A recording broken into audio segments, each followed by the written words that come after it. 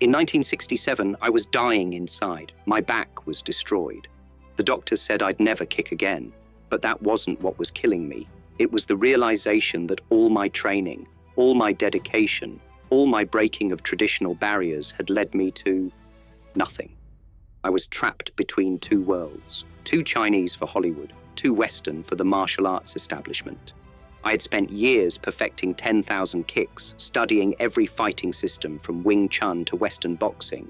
I could break boards, I could defeat opponents, I could demonstrate techniques that impressed audiences. But I was still unknown, still struggling, still hitting walls everywhere I turned. The traditional masters dismissed me as a rebel. Hollywood saw me as just another Asian face. I was caught in limbo, watching lesser fighters get opportunities while I remained invisible. Then, one sleepless night in April 1967, something extraordinary happened at 4 a.m. I wasn't looking for a breakthrough. I was just sitting in my backyard, frustrated, exhausted, staring into the darkness. But in that pre-dawn silence, my mind began to work differently. Connections formed, insights surfaced. I saw patterns I had never noticed before. That single hour changed the trajectory of my entire life. Within 6 months, I had developed the intercepting fist, the core principle that would become Jeet Kune Do. I had created techniques so unique that Hollywood finally took notice. The Green Hornet audition came, the breakthrough followed, but none of it would have happened without those 4 a.m. sessions. This wasn't meditation, this wasn't prayer, this wasn't even traditional training. It was something far more precise. 60 minutes of mental archaeology that unlocked potential I didn't even know existed. While the world slept, I was excavating the depths of my own understanding. Not with my body, but with my mind. Not through repetition, but through revelation. I was discovering that the real fight wasn't in the dojo, it was in the silence between thoughts. The practice became my lifeline. Missing even one morning felt like betraying my own potential. I would protect those sacred hours more fiercely than any physical training session. Airlines could delay flights, directors could change schedules, but nothing could interfere with what happened between 4 and 6 a.m. Danny Inosanto was the first to notice. "Bruce," he said after a sparring session, "you're not fighting anymore. You're responding before the attack even begins." James Coburn pulled me aside. "Something's different about your energy. It's like you're seeing 3 moves ahead." But I told no one the source. This was my secret forge, where breakthroughs were hammered out in the darkness before dawn. It was too precious, too powerful to share until now. What I discovered at 4 a.m. wasn't just a training method. It was a doorway into human potential that exists for exactly 1 hour each day. Most people sleep through it. I chose to step through it.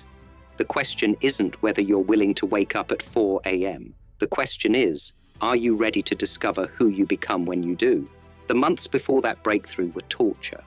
I was training 8 hours a day, but I felt like I was moving through mud. My techniques were mechanical, precise, but lifeless. My understanding was shallow. I could execute movements perfectly, but I couldn't feel their deeper meaning. I was like a musician who could play every note correctly, but had no soul in the music. I would practice the same combination 1,000 times, hoping that repetition would somehow unlock the secret.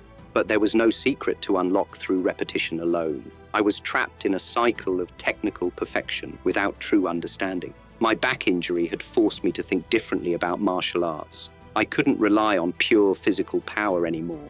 I needed to understand the essence beneath the technique, but no amount of conscious analysis could get me there. The harder I tried to think my way to mastery, the more elusive it became. Then came the night that changed everything. It was April 13th, 1967. I had been lying in bed for hours, my mind racing with frustration. The pain in my back was constant, but the pain in my spirit was worse. I was 26 years old, and I felt like I was running out of time to make my mark on the world. Around 4 a.m., I gave up on sleep. Instead of lying there torturing myself, I walked out to my backyard and sat on the wooden bench Linda had placed under our orange tree. The air was cool, almost cold. The neighborhood was completely silent, except for the distant hum of the freeway. I wasn't meditating, I wasn't trying to solve problems, I was just sitting there, defeated, staring into the darkness. And then something extraordinary happened. My mind was different, clearer.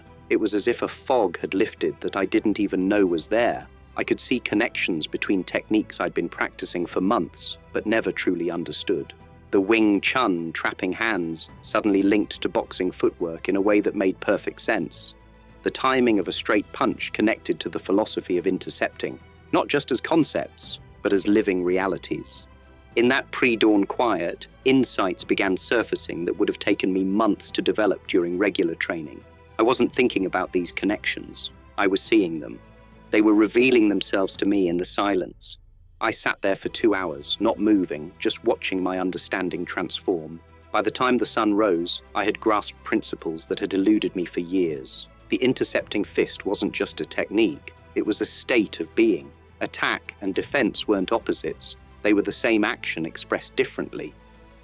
The next morning, I was back in that backyard at 4 a.m. Not because I had to be, but because I couldn't stay away. I had discovered something that no martial arts manual had ever mentioned, a mental state that exists nowhere else in the human day. Between 4 and 6 a.m., the conscious mind operates differently. It's awake, but not yet engaged in its normal filtering and categorizing. The unconscious mind is still accessible, still offering its overnight processing. The two minds work together in a way that's impossible during normal waking hours.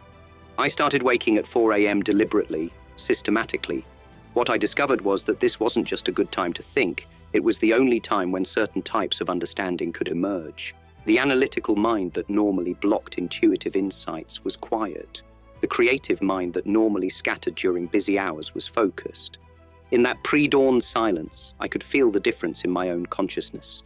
Patterns became visible, connections formed naturally. Solutions to problems I'd been wrestling with for months would simply appear, fully formed, requiring no effort to grasp. This wasn't about being an early riser or having quiet time. This was about accessing a specific neurological state that exists for exactly one window each day. Most people sleep through it. I had stumbled into it by accident, but now I was going to master it systematically.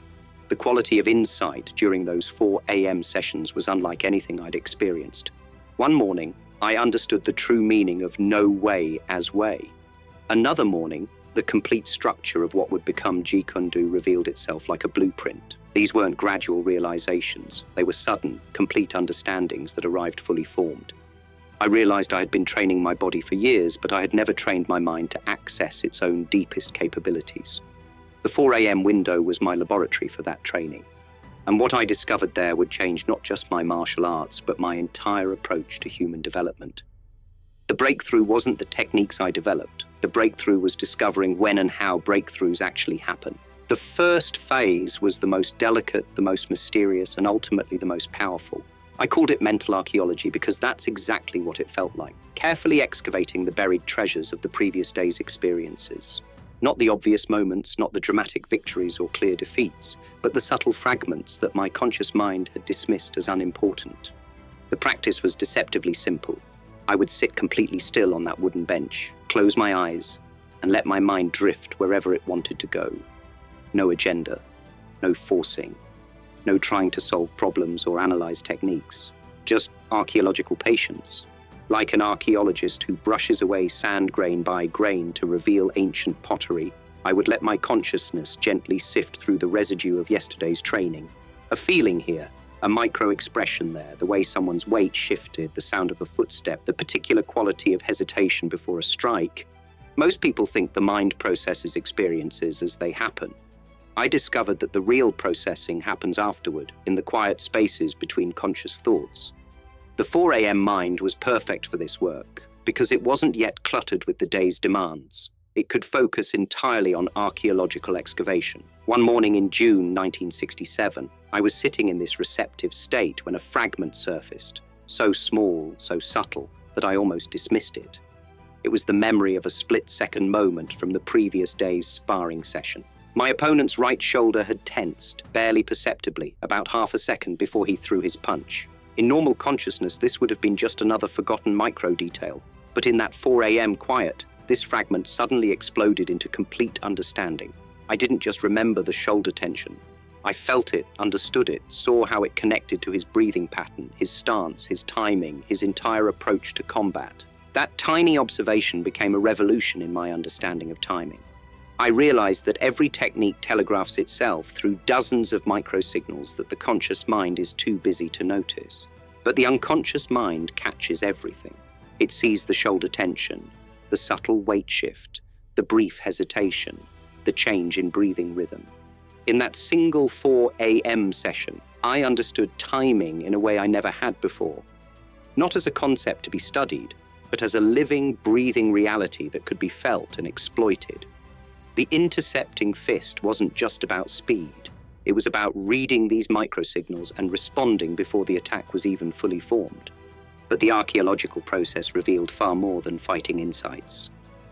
Another morning, a fragment emerged from a conversation with Linda the previous evening.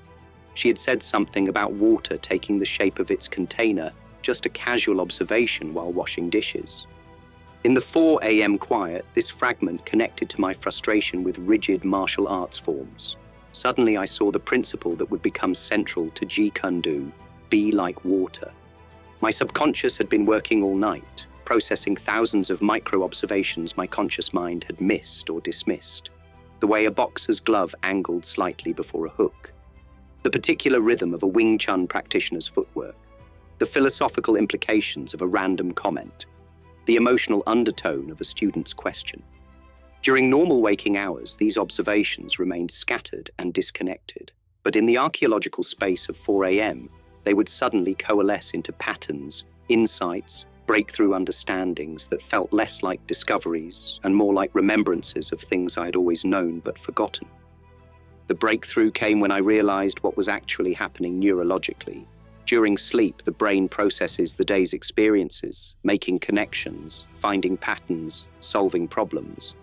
But most of this work happens below the threshold of consciousness. The 4 a.m. archaeological phase was my way of accessing that overnight processing before it got buried again under the day's new activities. These sessions revealed patterns in my opponents that I could exploit, the way certain fighters always shifted their weight before changing direction, the particular breathing pattern that preceded a power strike, the micro-expressions that revealed fear or overconfidence. But more importantly, they revealed patterns in my own techniques that I could refine. I would discover that my left-hand trapping was microseconds slower than my right, not because of any physical limitation, but because of a subtle mental hesitation I hadn't consciously recognized. Or I would realize that my most powerful kicks came not from muscle tension, but from a specific mental state that I could learn to access deliberately. The philosophical insights that emerged during these archaeological sessions were equally profound. The concept of no way as way didn't come from studying ancient texts. It surfaced one morning as I was sifting through fragments of frustration with rigid training methods. The understanding of simultaneous attack and defense didn't come from analysis. It emerged from archaeological excavation of a moment when I had blocked and struck in the same motion without consciously planning it. The practical results were extraordinary. Within weeks of beginning this practice, I could anticipate my opponent's movements with uncanny accuracy. I could sense openings before they fully appeared. I could feel the emotional state of my training partners and adjust my approach accordingly. But the most profound result was the development of what I came to call pattern recognition intuition, the ability to sense the deeper structures underlying surface experiences. This wasn't just useful for martial arts, it transformed how I approached acting, how I understood people, how I navigated the complex politics of Hollywood and the martial arts world. The 4 a.m. timing was crucial because this type of archaeological work requires a specific quality of mental receptivity that exists nowhere else in the human day. Too early, and the overnight processing isn't complete. Too late, and the conscious mind's normal filtering has already begun. The window between 4 and 6 a.m. was the only time when this delicate excavation could occur. 20 minutes was the optimal duration I discovered through experimentation. Less than that, and the deeper fragments didn't have time to surface. More than that, and the conscious mind would begin to interfere with analysis and judgment. This phase taught me that the most valuable insights aren't the ones you think your way to. They're the ones you archaeologically uncover from the treasures your unconscious mind has already discovered, but hasn't yet had the chance to reveal. The art wasn't in the thinking. The art was in the patient, skilled excavation of what had already been found. If phase 1 was archaeological excavation, phase 2 was precision engineering. After 20 minutes of mental archaeology, My mind had surfaced the raw materials, the insights, the patterns, the subtle understandings that needed refinement. Now came the systematic work of perfecting these discoveries through what I called perfect practice. The method was deceptively simple, but demanded absolute precision. I would select one specific technique and rehearse it mentally with surgical accuracy. Not visualizing it casually, not daydreaming about performing it, but engaging every neural pathway as if I were actually executing the movement. The technique I practiced most often during these sessions was my 1-inch punch. This wasn't because it was my favorite technique, but because it demanded such precise coordination of timing, breathing, and muscular engagement that it served as the perfect laboratory for mental rehearsal. I would begin by visualizing my stance, feeling the exact distribution of weight between my feet, the specific angle of my knees, the precise alignment of my spine. Then I would mentally position my right hand exactly 1 inch from an imaginary target, feeling the particular tension in my shoulders, the specific angle of my elbow, the exact position of my wrist. But here's where perfect practice differed from ordinary visualization. I didn't just see the technique, I felt it with complete sensory engagement. I could feel the precise moment when my tricep would engage, the exact sequence of muscle contractions that would begin in my legs, travel through my core, and explode through my arm. I could sense the particular quality of breath that would coordinate with the strike, not just the timing, but the specific pressure, the exact point of exhalation, the way the breath would focus the entire movement. I would mentally rehearse the exact angle of my wrist at impact, the specific way my fingers would position themselves, the particular sensation of energy transferring from my body through my fist into the target. I could feel the follow-through, the way my body would settle after the strike, the precise timing of muscle relaxation. This wasn't daydreaming. Every muscle fiber was mentally engaged. I could feel the technique improving in real time, not through repetition, but through increasingly precise neural programming. The 4 a.m. mind was perfect for this work, because it could maintain the extraordinary focus required without the normal distractions of conscious thought. During regular hours, the mind wanders, analyzes, judges. But in the pre-dawn quiet, I could sustain 15 minutes of surgical mental precision. During one session, I realized that my 1-inch punch was losing power because I was mentally tensing my shoulder a split second too early. In the mental rehearsal, I could feel this tension, adjust the timing, and immediately sense the difference in power generation. When I tested the refined technique physically later that day, the improvement was dramatic and immediate. The results were measurable and consistent. Techniques I perfected mentally at 4 a.m. required 60% fewer physical repetitions to master. This wasn't because mental practice replaced physical practice, but because it eliminated the trial and error phase that normally consumes most training time. Instead of discovering optimal technique through hundreds of imperfect physical repetitions, I was programming the optimal neural pathways first, then confirming them physically. The body was learning the perfect movement from the first physical attempt instead of gradually correcting mistakes over time. I applied this perfect practice to every aspect of my development. The sticky hands of Wing Chun, I would mentally rehearse the precise sensitivity required to feel my opponent's intentions through physical contact. The footwork of boxing, I would visualize the exact timing and rhythm, feeling the particular quality of movement that created openings while maintaining balance. But the most profound applications came with techniques I was creating rather than refining. The intercepting fist concept emerged from perfect practice sessions where I mentally rehearsed the precise timing required to attack and defend simultaneously. I could feel the exact coordination of movements, the specific mental state required, the particular quality of awareness that made simultaneous attack and defense possible. During these sessions, I discovered that mental rehearsal wasn't just about muscle memory. It was about programming the entire nervous system for optimal performance. I could mentally rehearse not just the physical technique, but the emotional state, the specific quality of attention, the particular type of awareness required for each movement. The trapping hands of Wing Chun, for example, required a very different mental state than the linear attacks of boxing. During perfect practice, I could rehearse not just the hand movements, but the particular quality of sensitivity, the specific type of listening through touch, the exact balance of relaxation and readiness that made trapping effective. The neurological explanation became clear through experience. The brain doesn't distinguish between vividly imagined movement and actual movement when it comes to neural pathway development. The motor cortex fires in the same patterns, whether you're physically executing a technique or mentally rehearsing it with complete sensory engagement. But mental rehearsal had advantages that physical practice couldn't match. I could slow down time, rehearsing a technique in ultra-slow motion to perfect every micro detail. I could repeat the same movement hundreds of times without physical fatigue. I could experiment with variations instantly, testing different approaches without the limitations of physical execution. Most importantly, I could rehearse the technique in various scenarios, against different opponents, in different environments, under different emotional states. This created a depth of preparation that pure physical practice couldn't achieve.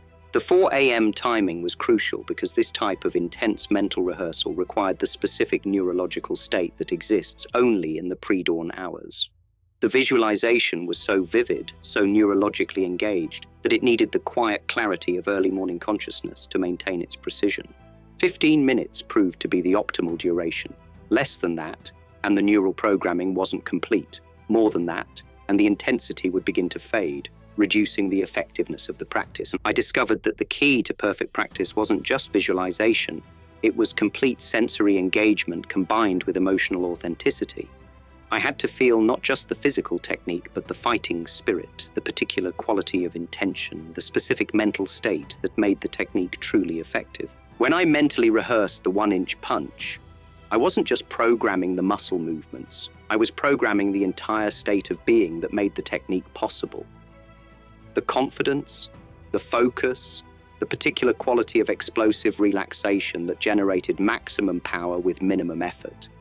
This is why the mental rehearsal transferred so effectively to physical performance. I wasn't just practicing movements, I was practicing the complete state of mastery, programming both the technical precision and the psychological foundation that made the technique truly effective. Perfect practice taught me that mastery isn't about perfecting movements, it's about perfecting the state of being from which perfect movements naturally emerge. And that state could be developed most efficiently in the surgical precision of 4 a.m. mental rehearsal. Phase 3 was where the real mastery of development revealed itself. After 20 minutes of archaeological excavation and 15 minutes of perfect practice, my mind had gathered raw insights and refined specific techniques. Now came the most crucial phase, pattern recognition, the systematic scanning of yesterday's training to identify the deeper structures that governed my development. This wasn't casual reflection. This was methodical analysis with a specific purpose, to find the threads that connected scattered experiences into bigger patterns, revealing exactly what my development needed next. I would begin by mentally reviewing yesterday's training session, but not in the way most people review their practice. I wasn't looking for what went right or wrong. I was looking for what the failures and successes revealed about underlying patterns in my development. The scan was systematic. I would examine each technique I had practiced, each sparring exchange, each moment of frustration or breakthrough. But instead of judging these experiences, I was looking for connections between them. What did the failed kick reveal about my balance? What did the successful combination tell me about my timing? What did my opponent's ability to counter my attack suggest about my telegraphing? One morning in August 1967, I was conducting this scan when a pattern suddenly emerged that changed everything. I had been working on a complex combination for weeks, a trapping sequence that flowed into a simultaneous punch and kick. Every attempt had failed, and I had been attributing these failures to the complexity of the technique.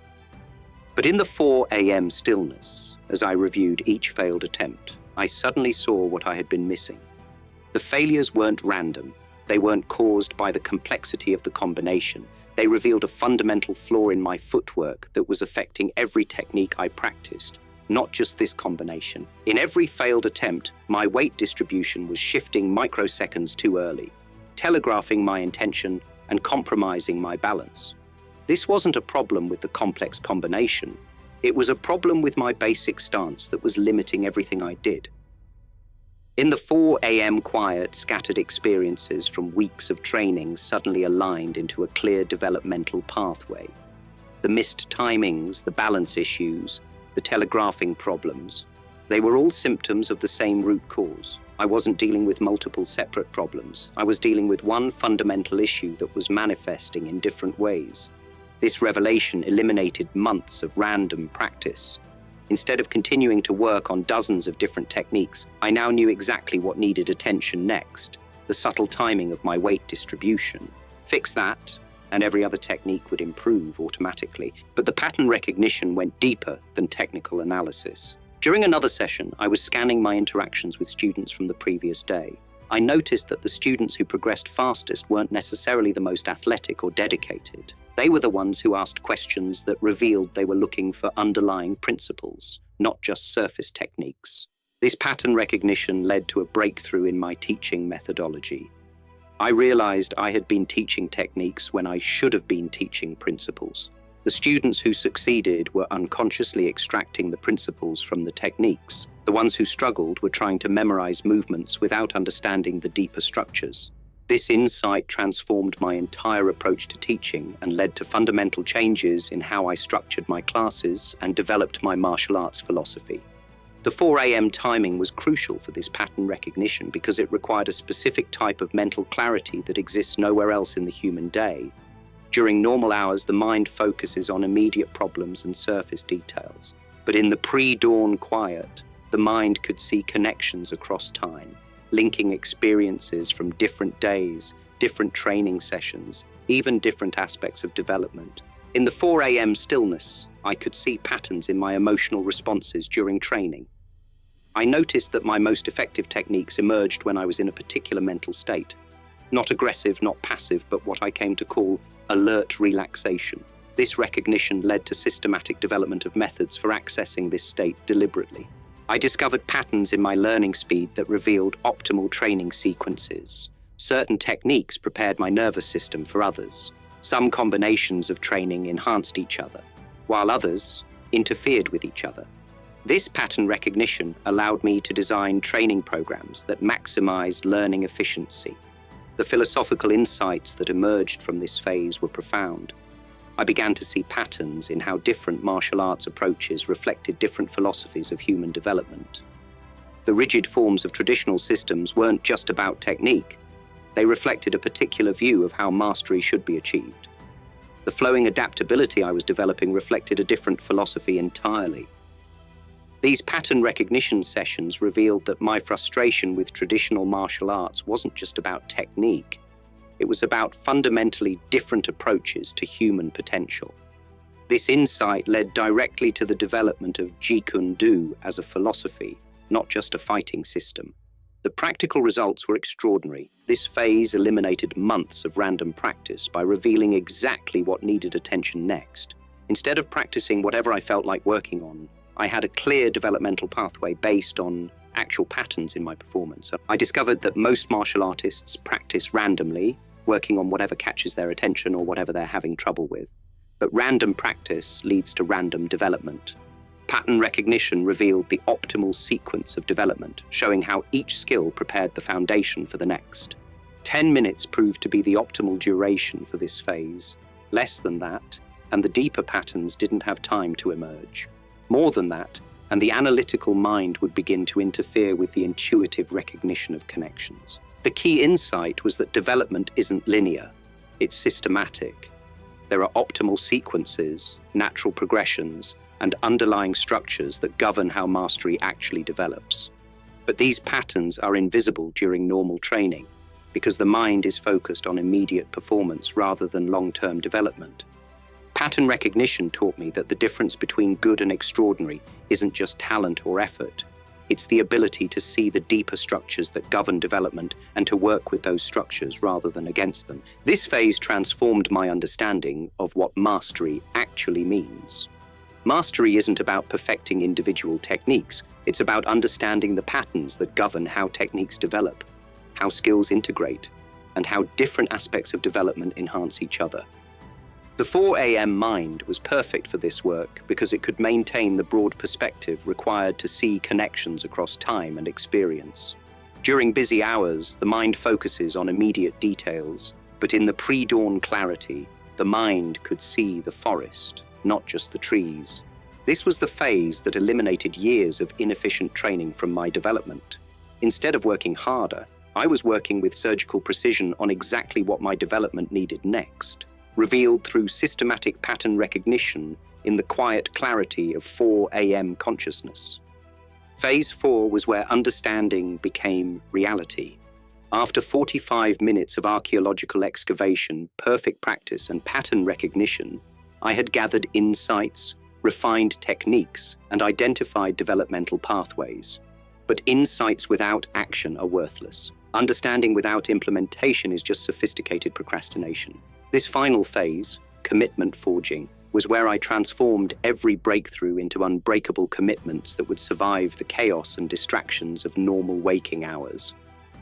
The transformation was deliberate and precise. I would take each insight from the previous phases and forge it into a specific, actionable commitment for that day. Not vague intentions to work on something, but exact commitments with precise parameters. If I had discovered a timing flaw in my footwork during the pattern recognition phase, I would commit to exactly 50 repetitions of corrected footwork at 3 specific moments during my training session, immediately after warm-up, midway through sparring practice, and during the final technique review. If I had refined my 1-inch punch during the perfect practice phase, I would commit to testing the refined technique exactly 25 times against the heavy bag, focusing specifically on the improved tricep engagement I had mentally rehearsed. If I had excavated an insight about reading opponents' shoulder tension during the archaeological phase, I would commit to practicing this observation skill during every sparring exchange, keeping mental count of successful predictions. The commitments were always specific, measurable, and tied to exact moments in my training schedule. This wasn't because I enjoyed rigid structure, but because I had learned that vague intentions dissolve under pressure while specific commitments survive. But the real power of these commitments came from when and how they were forged. Commitments made in 4 a.m. silence carried a psychological weight that survived every distraction and excuse. There was something about the pre-dawn quiet, the sacred solitude, the clarity of consciousness that gave these commitments an almost spiritual authority. When I committed to 50 corrected footwork repetitions at 4 a.m., that commitment felt carved in stone. When the afternoon training session arrived with its fatigue, distractions, and social dynamics, the commitment remained unshakable. It wasn't just something I wanted to do, it was something I had already decided to do in the deepest part of my consciousness. I discovered that there are different qualities of commitment. Most people make commitments during busy hours when their minds are scattered and their attention is divided. These commitments compete with immediate distractions and usually lose. But commitments forged in 4 a.m. silence emerge from a different level of consciousness. They're made when the mind is clear, focused, and connected to deeper purposes. They carry the weight of true decision rather than mere intention. The forging process was systematic and visual. I would take each insight and visualize exactly when, where, and how I would implement it. If I had discovered a flaw in my trapping technique, I wouldn't just commit to working on trapping. I would visualize myself at exactly 2:30 p.m., standing in the southeast corner of my training space, practicing the corrected trapping motion exactly 30 times while focusing on the specific hand angle I had identified. This visualization wasn't casual daydreaming. It was precise mental rehearsal of implementation. I would see myself executing the commitment despite fatigue, despite distraction, despite the inevitable resistance that arises when breakthrough insights meet practical application. I would visualize the exact moment when I would want to quit, when the commitment would feel inconvenient, when excuses would seem reasonable. Then I would visualize myself following through anyway, not because I felt like it, but because I had already decided to do it during the sacred clarity of 4 a.m. consciousness. The accountability system was internal but absolute. Each commitment was made to the deepest part of myself, not to please others, not to prove anything, but to honor the insights that had emerged from the archaeological and pattern recognition phases. Breaking a 4 a.m. commitment felt like betraying my own development. These weren't external obligations that could be rationalized away. They were sacred contracts with my own potential.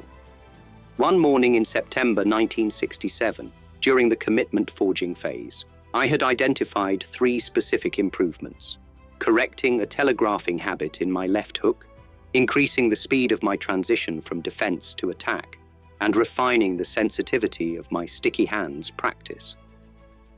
I forged these into precise commitments: 40 left hooks with corrected shoulder positioning during shadow boxing, 25 defense to attack transitions timed with a stopwatch, and 15 minutes of sticky hands practice focused exclusively on sensitivity rather than technique. When my training session arrived that afternoon, I was tired, distracted, and tempted to practice whatever felt easiest. But the 4 a.m. commitments were unshakable. I executed each one exactly as committed, and by the end of the session, I had made measurable progress on all 3 areas. This wasn't willpower. It was the natural result of commitments forged in optimal consciousness. The 4 a.m. mind makes decisions that the daytime mind honors, not because it has to, but because it recognizes the wisdom of its pre-dawn clarity. The 15-minute duration was crucial.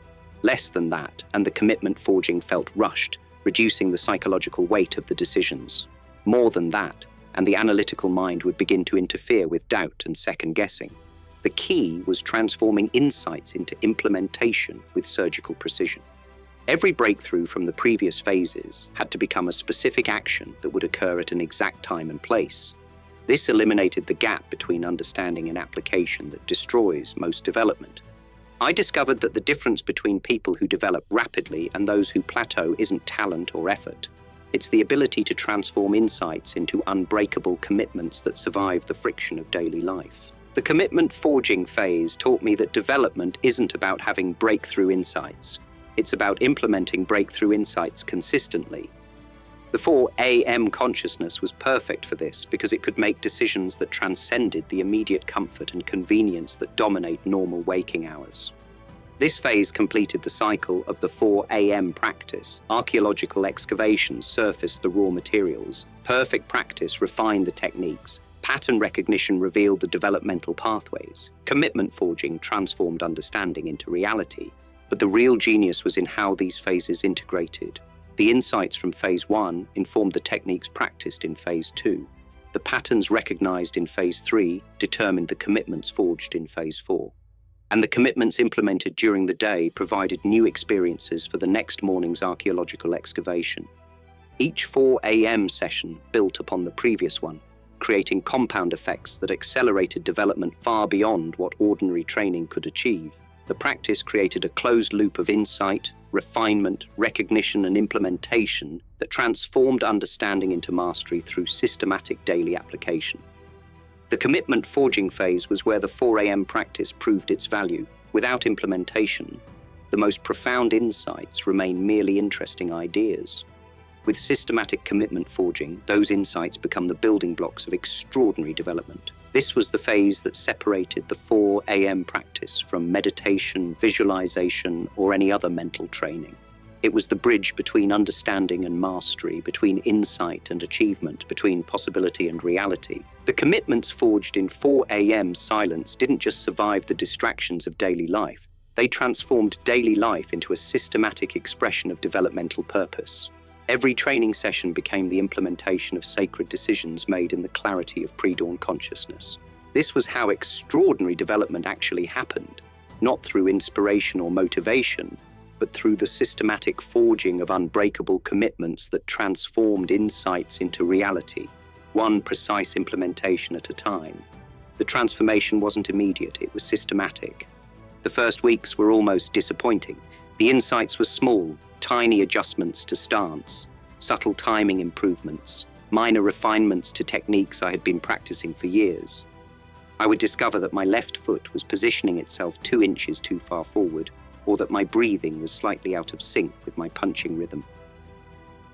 Week 1 to 2. The archaeological phase was surfacing micro details that seemed almost trivial. A slight tension in my shoulder during defensive movements, a barely perceptible hesitation before attacking, the particular angle of my wrist that was reducing power transfer. These weren't dramatic revelations, they were surgical corrections. But I trusted the process and continued the practice religiously. By month 1, something remarkable was happening. I had developed 3 completely new techniques and refined my core combinations to near perfection. The tiny adjustments from those first weeks had created space for bigger insights. Each corrected micro detail had eliminated friction that was blocking more substantial breakthroughs. The 1-inch punch, which I had been developing for months, suddenly achieved the explosive power I had been seeking. The intercepting concept, which had been a theoretical idea, began manifesting in my sparring as actual technique. The sticky hand sensitivity that had plateaued for weeks suddenly jumped to a new level. Month 3 brought the first external validation. My sparring partners noticed something different. "Bruce," James Lee said after a particularly intense session, "you're not reacting to our attacks anymore. You're anticipating our moves before we know we're going to make them." Dan Inosanto was more direct. "It's like you're fighting 3 seconds in the future. You're responding to intentions, not actions." They were right. The pattern recognition phase had trained my unconscious mind to read the micro-signals that precede every technique. The shoulder tension, the weight shift, the change in breathing rhythm. My 4 a.m. sessions had catalogued thousands of these subtle tells, and now I was reading them automatically. But the real breakthrough came at month 6. I had developed my intercepting fist concept, the foundation of what would become Jeet Kune Do. This wasn't just a new technique, it was a complete philosophical revolution in how I understood combat. Attack and defense weren't separate phases. They were simultaneous expressions of the same principle. This insight came directly from patterns I had recognized during 4 a.m. sessions. Months of archaeological excavation had revealed that my most successful techniques were those where I attacked while defending, where I intercepted my opponent's attack with my own. The pattern recognition phase had identified this as the core principle underlying all effective combat. The perfect practice phase had allowed me to mentally rehearse this simultaneous attack-defense until it became natural.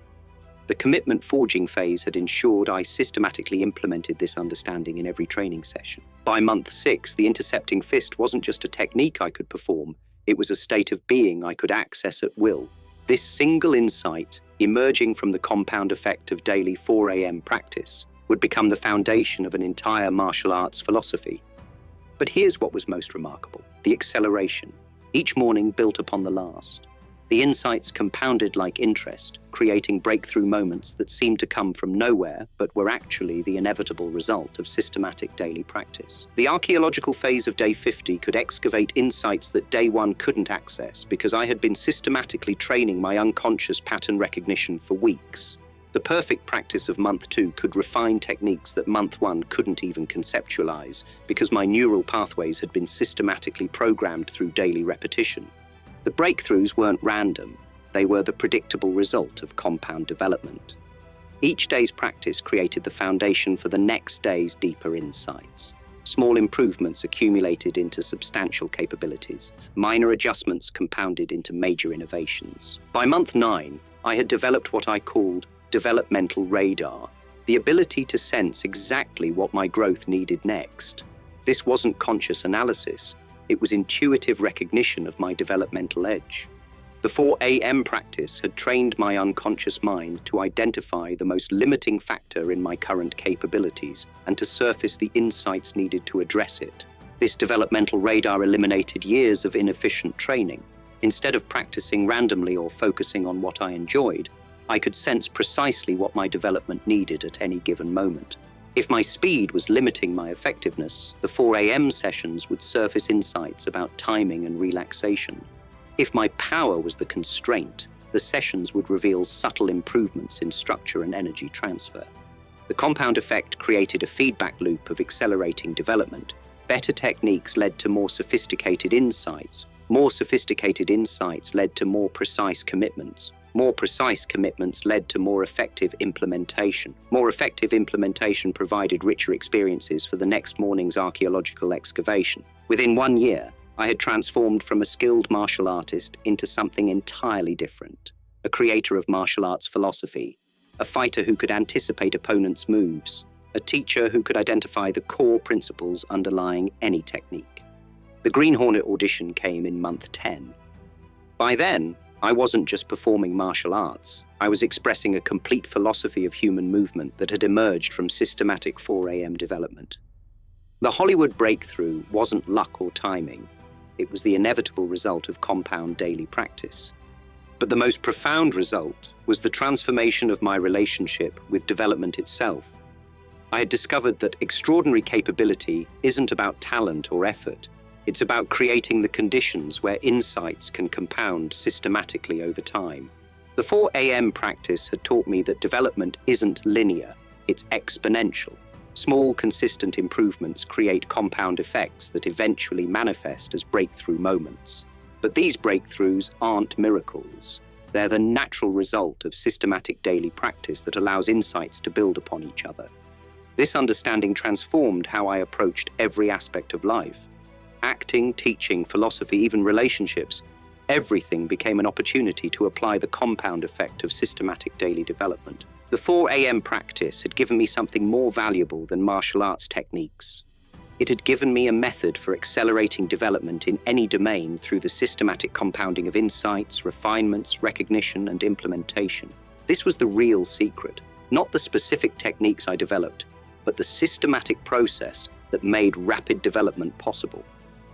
The compound effect of daily 4 a.m. practice had transformed me from someone who trained hard into someone who developed systematically. And that made all the difference. I learned these lessons the hard way, through failure, frustration, and the painful discovery that this practice was far more precise than I had initially understood. Discovery 1. Consistency was non-negotiable. In November 1967, I got my first major film role. The shooting schedule was brutal, and I convinced myself I could skip my 4 a.m. practice for just 3 days to accommodate the demanding hours. Those 3 days nearly destroyed months of progress. When I returned to the practice, the mental clarity was gone. The archaeological phase yielded nothing but surface thoughts. The perfect practice felt forced and ineffective. The pattern recognition was scattered and unreliable. The commitment forging lacked the psychological weight I had grown to depend upon. I thought I could just pick up where I left off. I was wrong. It took 2 full weeks of daily practice to regain the mental clarity I had lost. Missing days didn't just pause progress, it reversed it. The neurological patterns I had been developing were more fragile than I'd realized. 3 days of missed practice had undone weeks of careful development. I learned that this wasn't a casual habit I could practice when convenient. It was a precise neurological training that required absolute consistency. The brain pathways that made the practice effective needed daily reinforcement. Skip even a few days, and those pathways would begin to deteriorate. From that point forward, nothing, no filming schedule, no social obligation, no physical exhaustion, was allowed to interfere with the 4 a.m. practice. Consistency wasn't just helpful. It was the foundation that made everything else possible. Discovery 2. Timing precision mattered. When the filming schedule made 4 a.m. difficult, I assumed I could simply shift to 5 a.m. After all, it was still early morning, still quiet, still before the world awakened. What difference could 1 hour make? The difference was everything. The 5 a.m. sessions were completely different. The mental state was less clear, more scattered.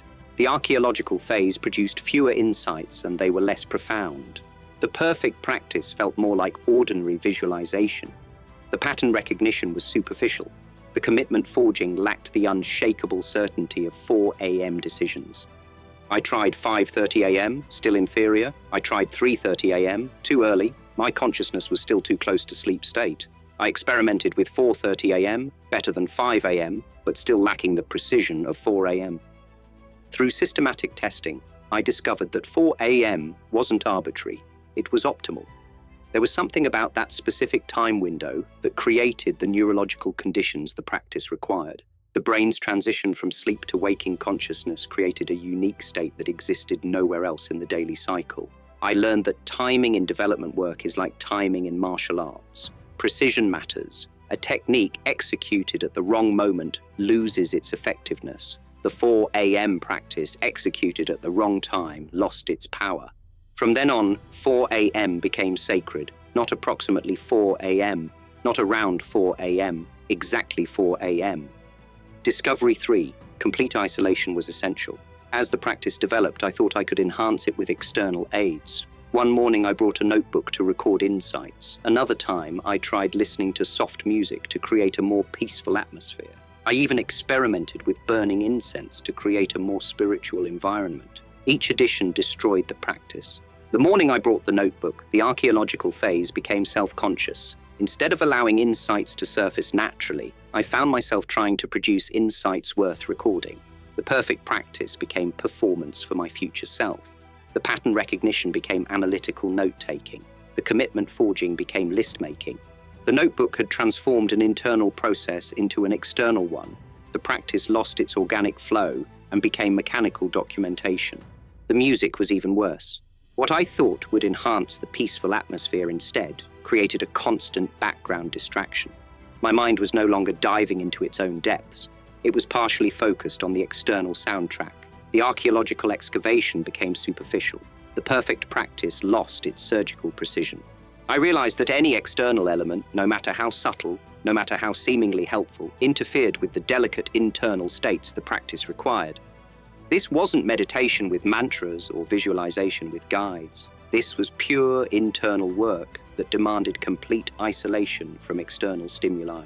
The practice had to be purely internal, with no external crutches, no music, no incense, no notebooks, no environmental enhancements, just consciousness working with itself in the pre-dawn silence.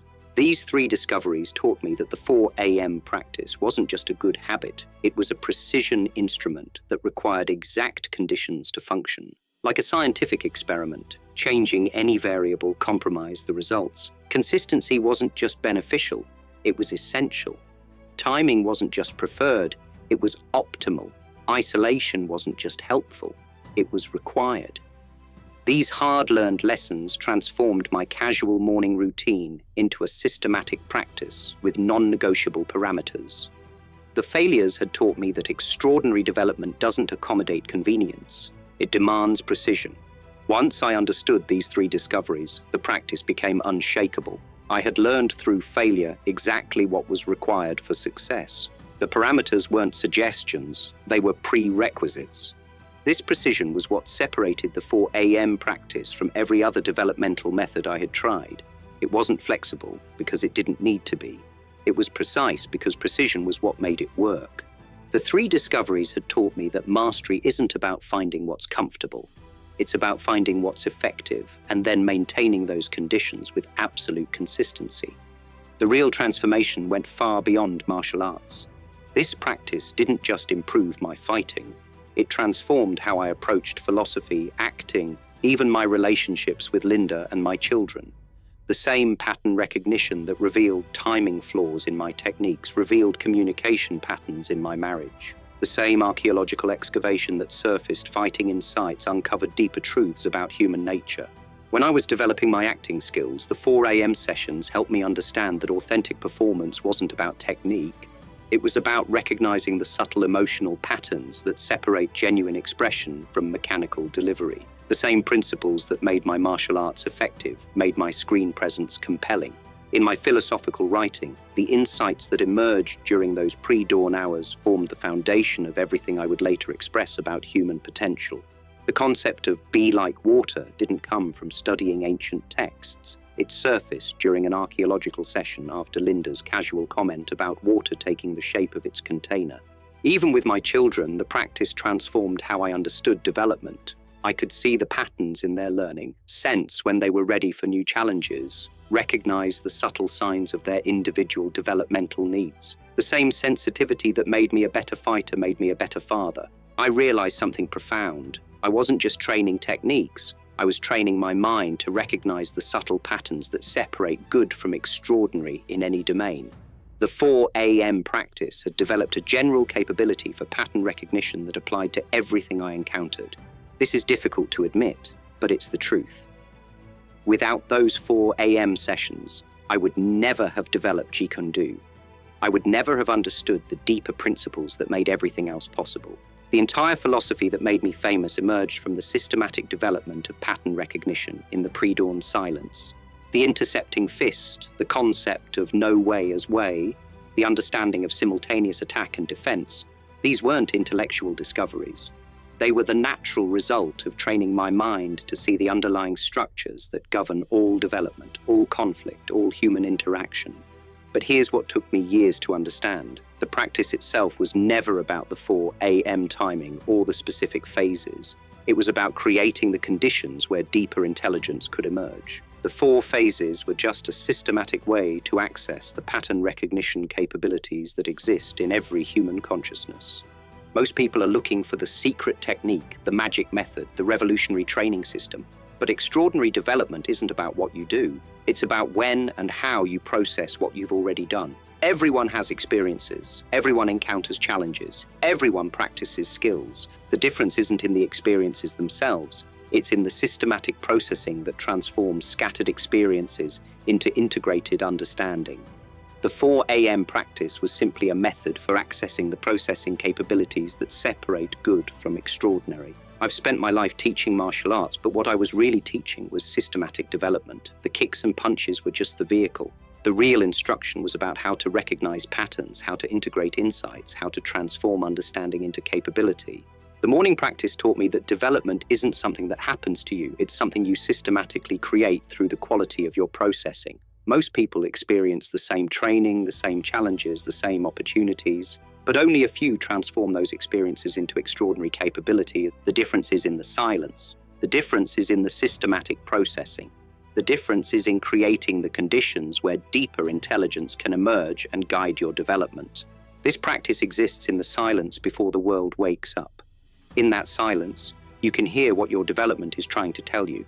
Not the voice of ambition or ego, but the subtle intelligence that knows exactly what your growth needs next. The 4 a.m. hour isn't magic, but it's the only time when that intelligence can speak clearly enough to be heard. In the busy hours of normal life, that voice is drowned out by distraction, obligation, and the endless noise of surface consciousness. But in the pre-dawn quiet, in the archaeological silence, in the perfect practice stillness, in the pattern recognition clarity, in the commitment forging certainty, in that sacred space between sleep and waking, you can hear the voice of your own highest development. That voice has been speaking to you your entire life. The question isn't whether you can develop extraordinarily.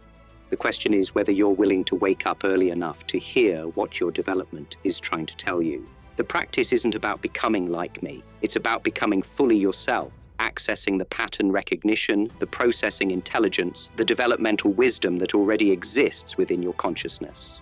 In the silence before dawn, that wisdom is waiting. The only question is whether you're ready to listen.